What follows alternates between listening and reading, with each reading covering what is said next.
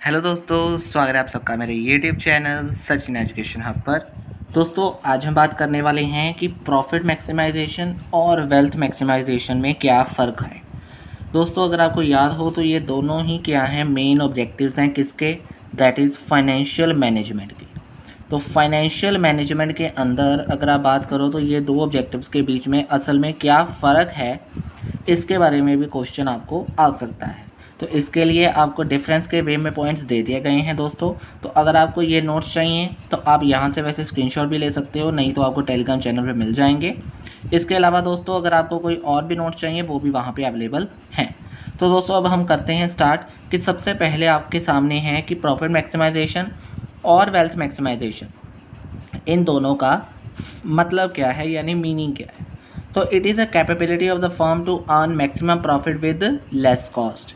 कम से कम कॉस्ट लगाकर आप ज़्यादा से ज़्यादा प्रॉफिट कैसे कमा सकते हो, या ज़्यादा से ज़्यादा प्रॉफिट कमाने का क्या क्या तरीका है, या ज़्यादा से ज़्यादा प्रॉफिट को बढ़ाना, वो कंसेप्ट क्या होता है, प्रॉफिट मैक्सिमाइजेशन। फिर आता है वेल्थ मैक्सिमाइजेशन।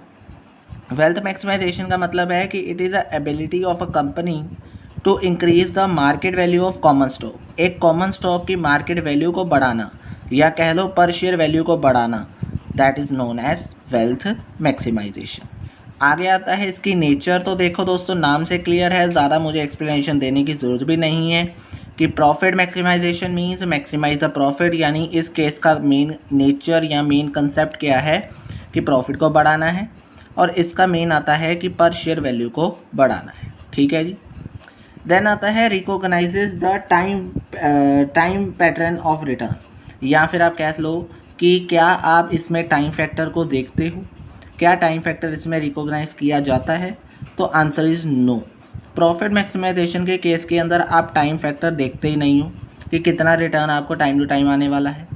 लेकिन टाइम के रिगार्डिंग अगर आप वेल्थ मैक्सिमाइजेशन की बात करो तो इसमें ये कंसेप्ट आता है, या फिर आप कह लो कि टाइम पैटर्न ऑफ रिटर्न को इस कंसेप्ट के अंदर देखा जाता है। तो वेल्थ मैक्सिमाइजेशन में टाइम पैटर्न का रूल है, लेकिन प्रॉफिट मैक्सिमाइजेशन में ऐसा नहीं है। फिर अगर आप रिस्क की बात करते हो तो इसमें रिस्क का सवाल ही नहीं पैदा होता। क्यों? क्योंकि आप बढ़ा क्या रहे हो, प्रॉफिट। तो प्रॉफिट और रिस्क दो आर ऑपोजिट कंसेप्ट।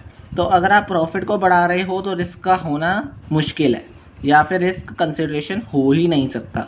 लेकिन वेल्थ मैक्सिमाइजेशन का मतलब क्या है, पर शेयर वैल्यू को बढ़ाना। इसलिए इसमें रिस्क पड़ सकता है कि अगर मार्केट वैल्यू आपके हिसाब से नहीं बढ़ी तो, या आपको रिटर्न अच्छे नहीं मिले तो आपको रिस्क हो सकता है।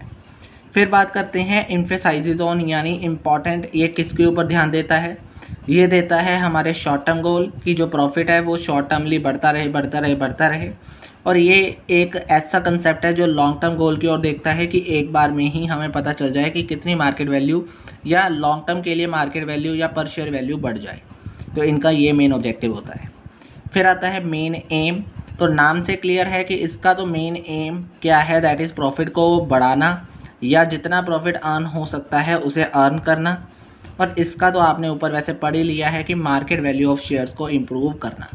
इम्प्रूव मतलब अलग होता है, इंक्रीज़ मतलब अलग होता है। तो इसका मेन एम है इम्प्रूव करना, आप कह सकते हो। तो अदरवाइज़ आप कह सकते हो कि पर शेयर वैल्यू को बढ़ाना। ठीक है जी।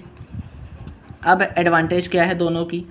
तो अगर प्रॉफिट मैक्सिमाइजेशन के एडवांटेज की ओर बात करते हैं तो ये ऑपरेशनल एफिशिएंसीज को कंप्यूट करने के लिए एक यार्डस्टिक यानी एक इम्पॉर्टेंट कंसेप्ट है, जबकि ये आपकी मदद करता है मार्केट शेयर वैल्यू, जो मार्केट शेयर है उसे लार्ज करने में, या फिर आपका कह लो कि मार्केट शेयर को बढ़ाने में। ठीक है, उससे आपका ही बेनिफिट हो जाएगा। आगे आपके पास आता है टाइम वैल्यू ऑफ मनी। अगर आप फाइनेंशियल मैनेजमेंट पढ़ रहे हो तो उसमें एक चैप्टर भी आता है टाइम वैल्यू ऑफ मनी। तो क्या टाइम वैल्यू ऑफ मनी में प्रॉफिट मैक्सिमाइजेशन का कंसेप्ट है? तो आंसर इज़ नो, क्योंकि profit maximisation time factor value को नहीं देखता, वो इग्नोर कर देता है, जबकि वेल्थ मैक्सिमाइजेशन देखता है, कंसीडर करता है। तो दोस्तों, मेरे ख्याल से बहुत इजी है ये डिफरेंस, कोई मुश्किल नहीं आने वाली। 7-8 पॉइंट्स आपके सामने हैं, आपको ईजिली समझ आ गए होंगे कि क्या लिखना है, कैसे करना है। तो दोस्तों, आज की वीडियो के अंदर इतना ही है। वीडियो अच्छी लगी है, समझ आ गई है, कंसेप्ट आपको क्लियर हो गया है, तो आपको क्या करना है, लाइक बटन को दबाकर लाइक कर देना है वीडियो को, और अगर आप नए हो चैनल पे तो सब्सक्राइब ज़रूर कर देना। कहीं पे प्रॉब्लम है तो नीचे दिए कमेंट बॉक्स में कमेंट भी कर सकते हो। तो आज के लिए इतना ही है दोस्तों, थैंक यू वेरी मच।